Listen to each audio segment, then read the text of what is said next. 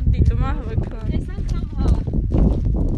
Որովհետեւ իշխան վաղտա սարսանքի փոքր։ Մի անգամ գնացինք Սարսանք, ահավոր իջել էր ջուրը ու համարյա ցամաքում էր։ Այդ մի հատ շոկային բան էր, որովհետև մենք Սարսանգի մեջով քայլում ենք, այսինքն այնքան էր չորացած արդեն, որ մենք քայլում ենք այն տեղերով, որտեղ ջուր կար։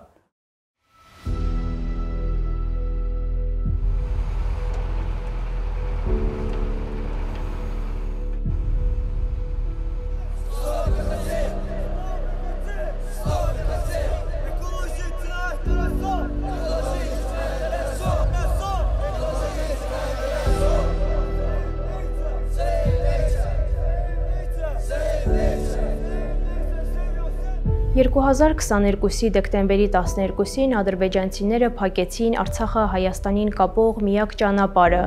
Եթե շրջափակման սկզբնական շրջանում մտածում էինք, որ ճանապարհն ուր է կբացվի, ապա ժամանակի ընթացքում հասկացանք, որ մեզ շատ երկար ու տանջալից ճանապարհ է սպասվում։ Շրջափակման 9 ամիսներին Civilnet-ի թիմը Արցախում էր։ Փորձել ենք վերհիշել այդ ամիսներն ու մեր աշխատանքն ու կյանքը։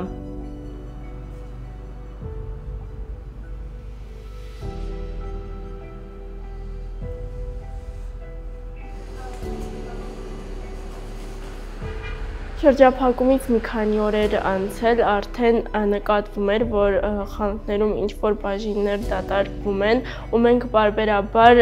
3 օր անց, 10 օր անց շրջում ենք խանութներում ու որ հասկանանք, թե ինչ վիճակ է խանութներում, ինչ տրամադրություններ կան, ինչ ապրանքներ էին պակասում, հիմնականում սկզբնական շրջանում պակասում էին նպարեղենը ու միրգ բանջարեղենը։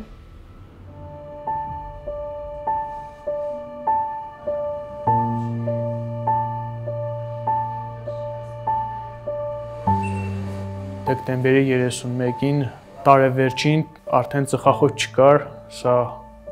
լավ հիշում էին, հա, ծխողները, ծխախոտի խնդիր կար, փորձում էին շուկայից թութուն գնել, չորացնել, մշակել, այն ժամանակ ծխում էի։ Ադրբեջանցիները նաև այլ խնդիրներ էին ստեղծում, հունվարի սկզբին խափանեցին Գորի Ստեփանագերտ էլեկտրագիծը մեզ զրկելով Հայաստանից եկող խոսանքից, մենք էլ մնացինք Սարսանգի հեկի հույսին ու սկսվեցին վաղուց մոռացված հովհարային անջատումները,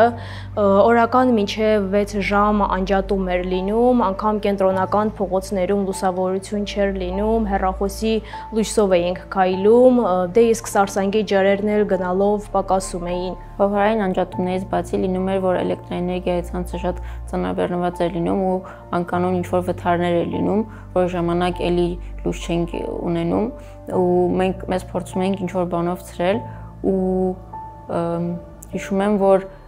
երբ մի օր տենց էլի ինչ-որ անկանոն վթար եղավ, ես ու մեր լրագրող Սեյանուշը նստել էինք ու ինչ-որ խաղ էինք խաղում նոթբուքով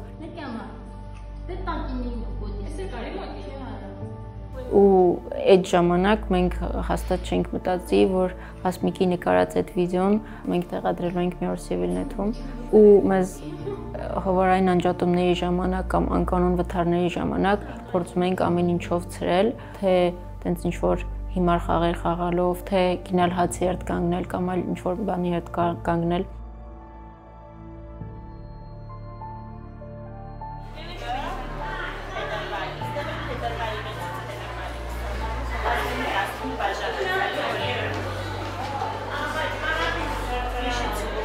Հունվարին խաղաղապահները հումանիտար փոխադրումներ սկսեցին ու որոշակի քանակությամբ ապրանք սկսեց Արցախ հասնել, կառավարությունն էլ մեզ բաժանեց մակարոնեղենի, բրնձի, շաքարավազի, միրգ բանջարեղենի կտրոններ, հետագայում դրանց ավելացվեցին նաև ձվի, լվացքի փոշու ու այլ կտրոններ եւ այս ապրանքները կարող էինք ձեռք բերել միայն կտրոնների միջոցով, ամիսը ամեն ապրանքից ընդամենը 1 կամ 2 կիլոգրամ, օրինակ բրինձը 1 կիլոգրամից ավել չէինք կարող վերցնել, բացի այդ էլ այս ապրանքները շատ արագ էին սպառվում ու ոչ բոլորին էին հասնում, նաև այս ապրանքների համար էին մարդիկ հերթ կանգնում։ Որոշ դեպքերում կտրոն ունենում էի, բայց օգնում էի, ալարում էի հերթ կանգնել, որովհետև հյուծիչ ծանր մի աշխատանք է հերթ կանգնելը եւ քո նպատակին հասնելը այդ հերթում։ Ապրանքների քչությունից բացի նաև ձմեռվա ցուրտն էր դժվար հաղթահարել, ադրբեջանցիները բարբերաբար գազն էին խափանում, մարտի 22-ից էլ դաշնական փակեցին ու էլ չվերականգնեցին, ու երբ ոչ գազ էր լինում, ոչ լույս, ահավոր մի պատկեր էր ստեղծվում, ով փայտե վառարան չուներ, ստիպված է ժամերով վերմակի տակ մնալ։ Առաջին անգամ տարիներ անց փայտե վառարան տեղադրեցի եւ փայտ գնեցի, մանկությունս հիշեցի, թե ինչպես եմ փայտ ջարդում, հա։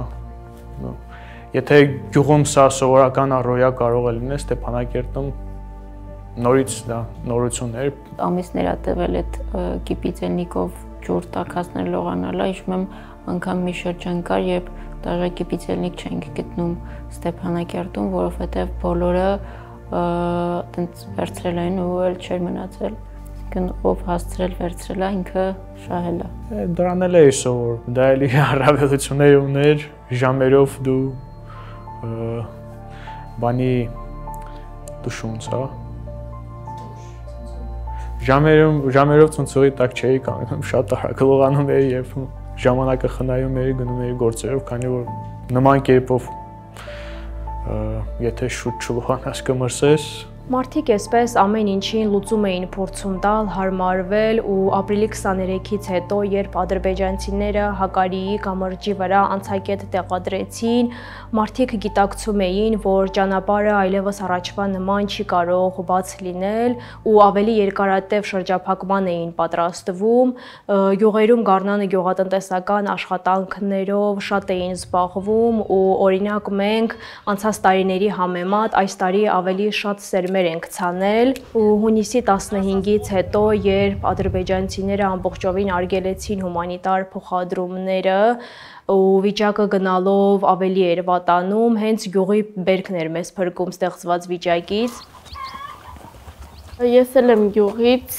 ու ամեն անգամ գյուղ գնալուց բերում էի այնքան գյուղմթերք, որ դրանով կարողանում էինք մի շաբաթ նորմալ սնվել ու դրան գումարած ես տալիս էի իմ քաղաքաբնակ ընկերներին այն, ինչի կարիքը իրենք ունեին։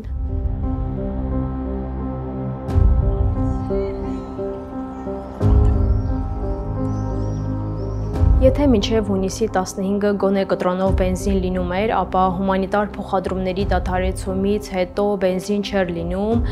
բենզինը տրամադրում էին միայն հանրային տրանսպորտի, շտապօգնության մեքենաների աշխատանքը ապահովելու համար կամ այլ ծայրահեղ դեպքերի համար, դե իսկ միջշրջանային տրանսպորտն էլ այնքան ծանրաբեռնված էր լինում, որ անգամ կանգնելու տեղ չէր լինում, ամեն շաբաթ-կիրակի, երբ գյուղ էի գնում, աղոթում էի, որ գոնե կանգնելու տեղ լինի ավտոբուսում։ Ու ես հիշում եմ, որ մի անգամ գյուղից քաղաք գալուց 60 հոգով տեղավորվել ենք 22 հոգանոց ավտոբուսի մեջ։ Հուլիսի 25-ից արդեն դադարեց գործել նաև հասարակական տրանսպորտը ու ստացվեց այնպես, որ ես վերջին անգամ մեր տանը եղա հենց հուլիսի 25-ին։ Բենզին չկար ու ոտքով էին գնում նկարահանման մեր ծանր տեխնիկայով, հիմնականում Ստեփանակերտում էինք նկարահանումներ անում ու երբ հերոսից հարցնում էի իրենց տան հասցեն, վախենալով էի սպասում, որ հանկարծ շատ հեռու չլինի։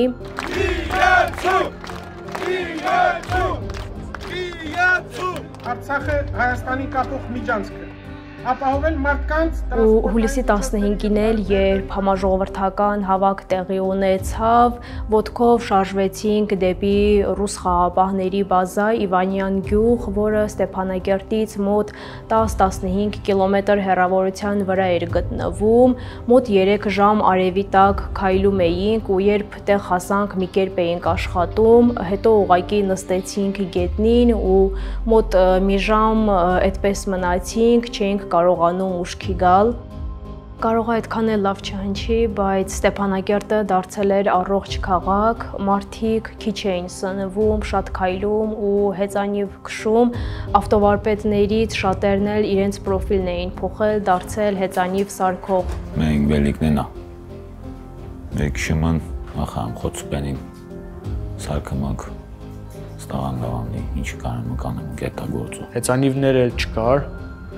խանութներին ոչ մի հեծանիվ չկար, ասենք էլեկտրական հեծանիվների կային, որի մարտկոց չկար եւ այլն։ Մի կերպ դե հայտարարությամբ հեծանիվ գտա, իդեպ դատավորի հեծանիվ էր, որը շատ քիչ է քշել եւ սարքին լավ վիճակում հեծանիվ էր։ Մարդիկ սկսեցին ստիպված հեծանիվով շարժվել, ինչ որ բեր տեղափոխելու համար ինքնաշեն սարքեր էին տեղադրում։ Ես էլ մուսապարկ վերցրի, շատ հարմար է,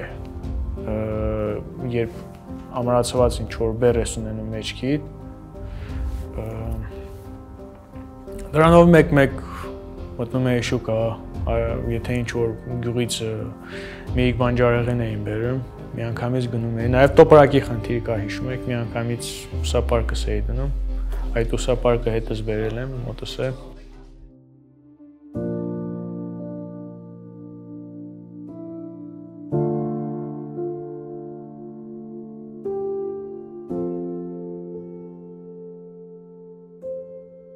Ամառը ինչ որ շրջան եկավ, որ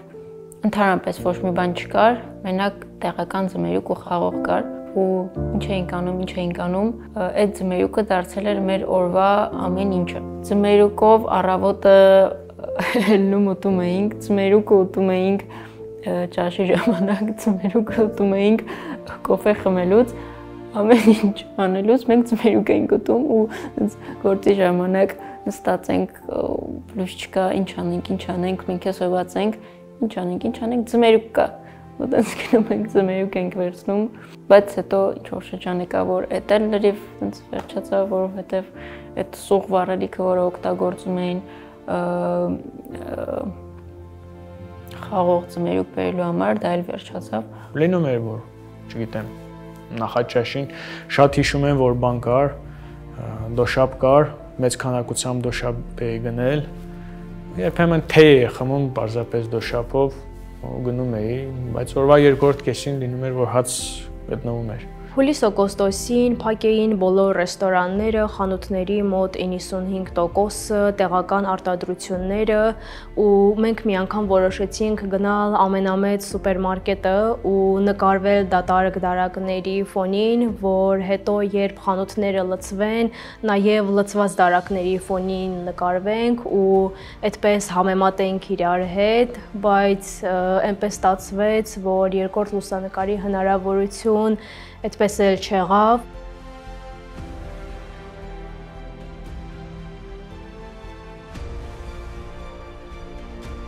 Արցախը մի տեսակ դարձել էր բնատնտեսություն, փողը կորցրել էր իր նշանակությունը, մարդիկ էլ սկսել էին փոխանակումներ անել, կարտոֆիլը փոխում էին շաքարավազի հետ, ալյուրը փոխում էին ձեթի հետ, ծխախոտը բենզինի ու այդպես շարունակ։ Արդեն շատ տեղեր այդ կեղծ սուրճն էին խմում, իբր սուրճ է այդ բանը, բոված սիսերը, այնուհետև որ աղում էին, իրականում սուրճի համ չուներ։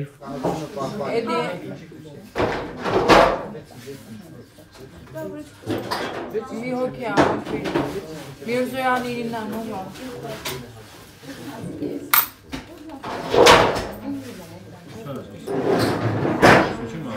Բլոկադան ես միշտ ասոցացնում եմ հացի երթի հետ ու ձեռքի վրա հացի երթի համարը գրելով փուրում աշխատողը գրում էր համարը ու տենց փորձում էր համարակալել, որ չգիտեմ, չգան խափեն կամ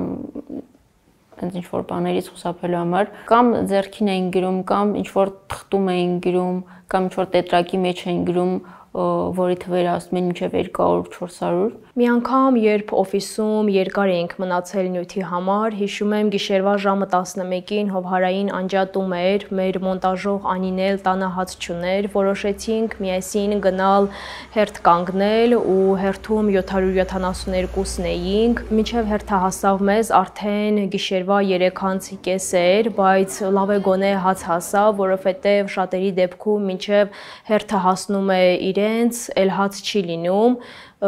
սեպտեմբերին էլ հացը արդեն կտրոնով էր, յուրաքանչյուրին հասնում էր օրական կես հաց ու խնդիրը նրանում էր, որ կտրոնով հացի համար էին մարդիկ հերթ կանգնում ու լինում էին շատ դեպքեր, երբ կտրոնով հաց էլ չէր հասնում մարդկանց ու եղած հացն էլ պատրաստում էին ալյուրի հետ թեփ խառնելով, չգիտեմ էլ մենք իրականում ինչ էինք ուտում, հաց էր դա թե չէ։ Ինձ շատ օգնեցին ընկերներս, գյուղերից մեկում ցորեն գտան, աղացին եւ մի պարկ ուղարկեցին բոլոր ընկերներին։ Այդ ալյուրը ինձ շատ օգնեց, ճիշտ է, բարձրորակ ալյուր չէր, բայց դե այն բավականին օգնեց, կարելի է ասել փրկեց ինձ։ Նաեւ այդ մի պարկ ալյուրից, հա, հարազատներիս էի բաժանում։ Իդեպ այդ ալյուրը միջև էս չի սպառվել, կես պարկ տանն եմ թողել։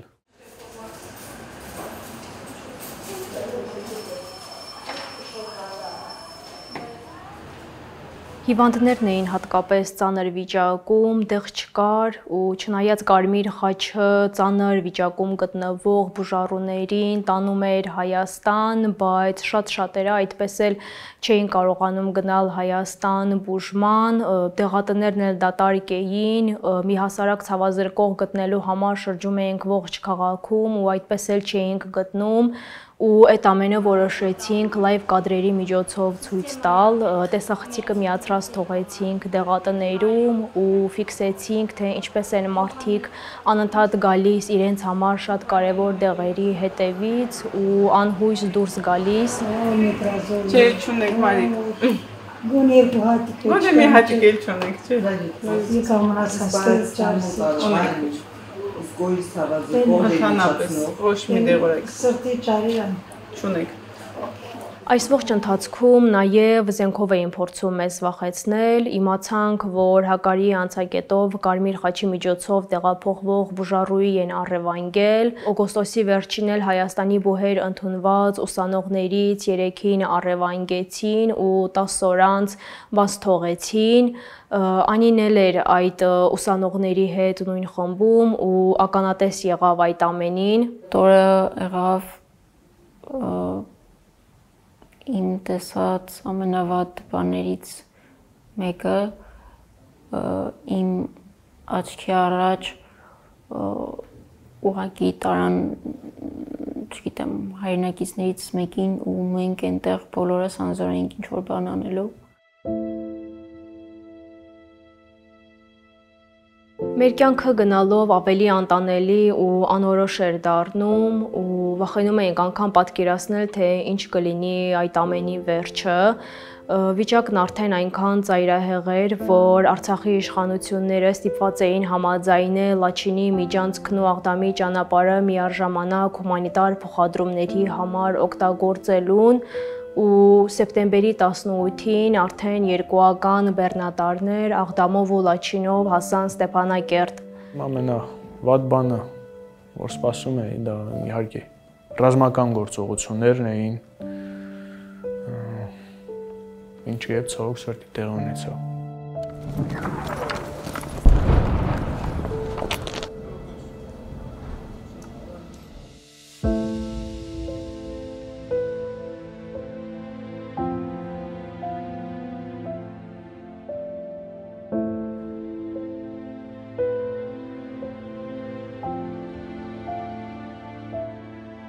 Սեպտեմբերի 19-ին ժամը 1-ից հրթիռակոծվում էր գրեթե ողջ Արցախը ու այդ օրը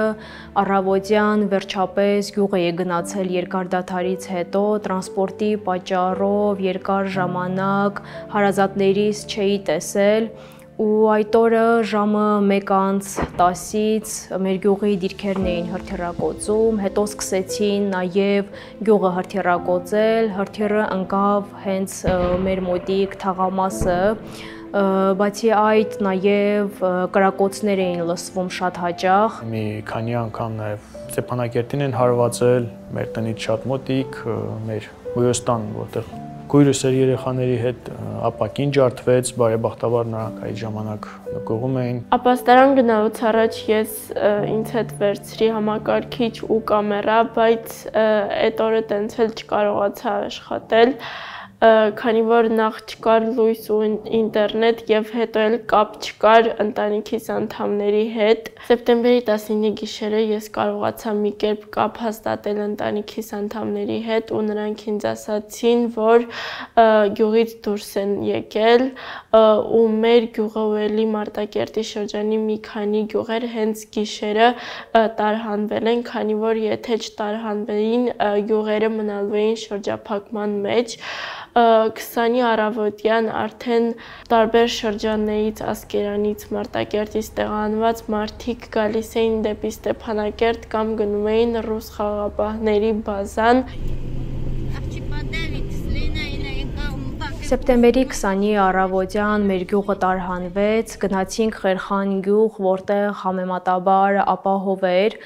Այդ օրը ժամը 1-ից հրադադար հաստատվեց, բայց մենք դրա մասին իմացանք ժամը 5-ից հետո, որովհետև ոչ լույս կար, ոչ կապ կար, ու չնայած ռիսկի դիմեցին գնացինք գյուղ, բայց հաջորդ օրը մեզ ասացին, որ գյուղում մնալը վտանգավոր է ու վերջնական դուրս եկանք գյուղից։ Գնացինք Խնուշինակ գյուղ, որտեղ ժամանակավոր մեր բարեկամի տանը մնացինք, մինչև հասկանանք, թե ինչա լինելու մեր վերջը, ու այդ ժամանակ Մարտունու շրջանը շրջափակման մեջ էր գտնվում, ադրբեջանցիները փակել էին դեպի Ստեփանակերտ տանող ճանապարհները, թե Ննգիի, թե Սարուշենի ճանապարհը։ Հրադադարից հետո ռուս խաղաղապահների բազայից մարդիկ տեղափոխվում էին Ստեփանակերտ ու հիշում եմ առաջին հերթին մարդիկ գնում էին կառավարության շենք, քանի որ կառավարության շենքը հատկացրել էին այդ տարհանված մարդկանց, մի մասը մարդկանց տեղավորվել էր դպրոցներում Ստեփանակերտի ու այդ օրերին 2021-ին սարսափելի քաոս էր տիրում Ստեփանակերտում։ Ստեփանակերտի մեր վարձով տանը ապրում էր մոտ 70 հոգի, բոլորը տեղահանված Մարտակերտի շրջանի տարբեր գյուղերից, ու այդ օրերին ուտելու ինչ կար մեր տանը հանել էինք ու մի օրվա մեջ ամեն ինչ վերջացել էր, քաղաքում չկար հաց, խանութներում շրջում էինք, ոչինչ չկար, քանի որ բլոկադայի այն ամենապիկ ժամանակն էր։ Տարբեր հատվածներում էլ հրադադարից հետո ադրբեջանցիները փորձել են մոտենալ, նաև Ստեփանակերտում է եղել եւ Ճարտարում է եղել, այլ չգիտեմ, միգուցե սա ինչ որ ճնշման ձև է եղել։ Բնակչության նկատմամբ Ստեփանակերտը սեպտեմբերի 21-ին ես հիշում եմ, որ Կրկժան նույնիսկ Զորգե փողոցի բնակիչները տարհանվել էին, երեխա ու կին չկար, այդ օրը այնուհետև երեկոյան նրանք հետ եկան, քանի որ ոչ մի պայման չկար խաղաղապահների բազայում։ Սա էլ լրացուցիչ խոճապ ստեղծեց։ Մենք անընդհատ ինչ-որ լուրի էինք սպասում, արդեն իմացել էինք, որ Արցախի բազմաթիվ գյուղեր գրաված են ու պայմանավորվածություն կա, որ Արցախի բանակը պիտի կազմալուծվի, իսկ մեզ էլ սպասվում է տարհանում,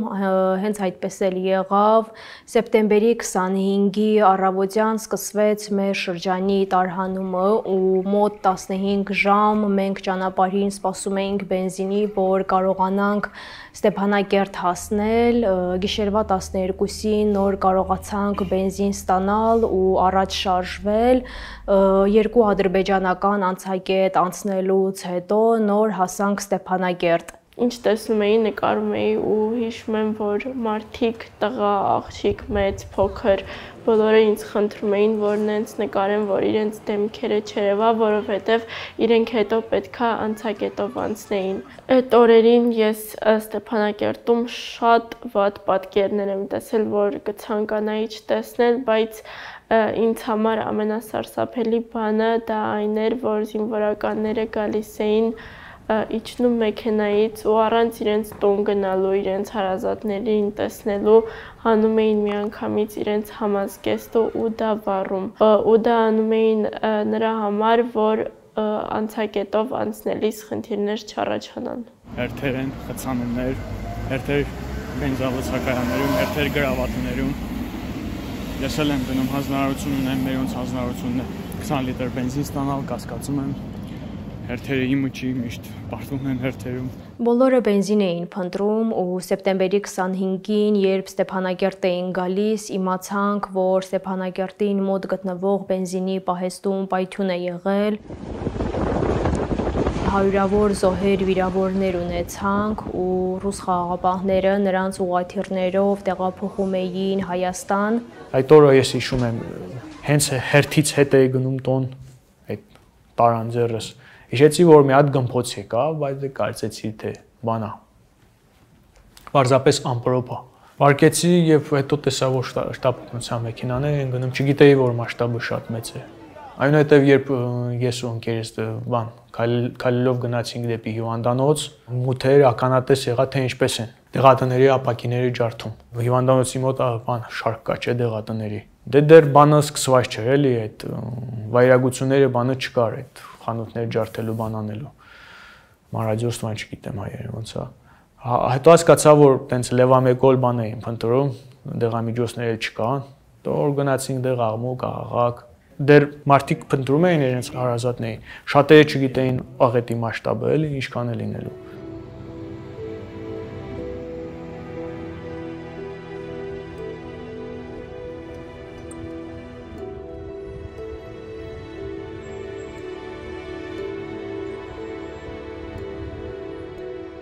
Մենք դուրս ենք եկել ամսի 26-ին, բայց համարյա մի օր մնացել ենք Ստեփանագերտում, որովհետև այդ ընթացքում մարդկանց էին տարհանում ուղղաթիռով կամ շտապօգնության մեքենաներով ու տենց մեր մեքենաները չէին կարողանում շարժվել ու տենց մենք մի օր միայն մնացել ենք Ստեփանագերտում Շարասյան մեջ ու Հայաստան ենք հասել սեպտեմբերի 28-ին համարյա 48 ժամ ճանապարհի մնալուց հետո։ Շատ բան չվերցրեցին, տենց անձնական, որովհետև գիտե որ պահելու խնդիր է լինելու, ասենք շատ շոր վերցնում ես, ինչ անես, միևնույն է, շորը կարող ես գնել, ավելի շատ տենց գերեզմանոցից հող, ինչ որ տենց հուշանվերներ, բան, ավելի շատ փոքր սիմվոլիկ ինչ որ բաներ են վերցրել։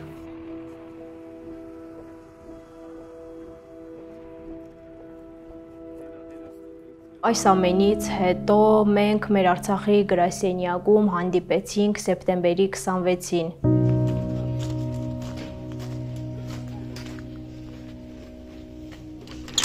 Եմ նկարում, ասեցիք ինչ եք թողալ օֆիսում։ 3 հատ կոմպ, օպշն, պրոցեսոր բեն։ Նիվայա։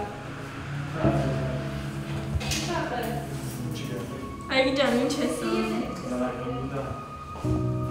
Ֆիլմում նկարում պետք իրն է հետ։ Ուզում ես հարդ դարայ մրանի, շպիտի անում։ Այդ են օրներ, երբ Հայկն ու Սիանուշը գնացել էին, որպեսզի մեր համակարգիչների մեջից գոնե դրայվը կարողանային հանել, որպեսզի մեր այս ընթացքում նկարածը չկորչեր ու գոնե դա կարողանայինք մեր հետ բերել ու ես երբ իմացա, որ նրանք օֆիսում են, դուրս եկա Շարասյան միջից ու գնացի դեպի մեր գրասենյակ, այնտեղ նկարեցի մեր վերջին պահը օֆիսում։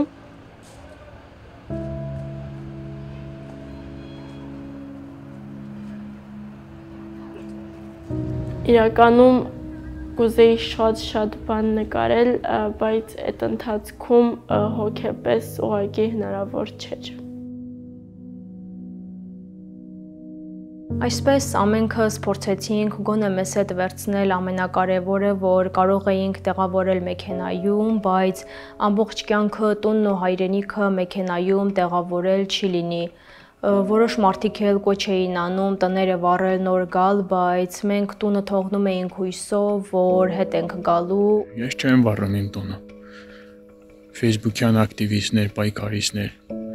դոգի ֆանատներ։ Ես չեմ ուզում վառել իմ տունը։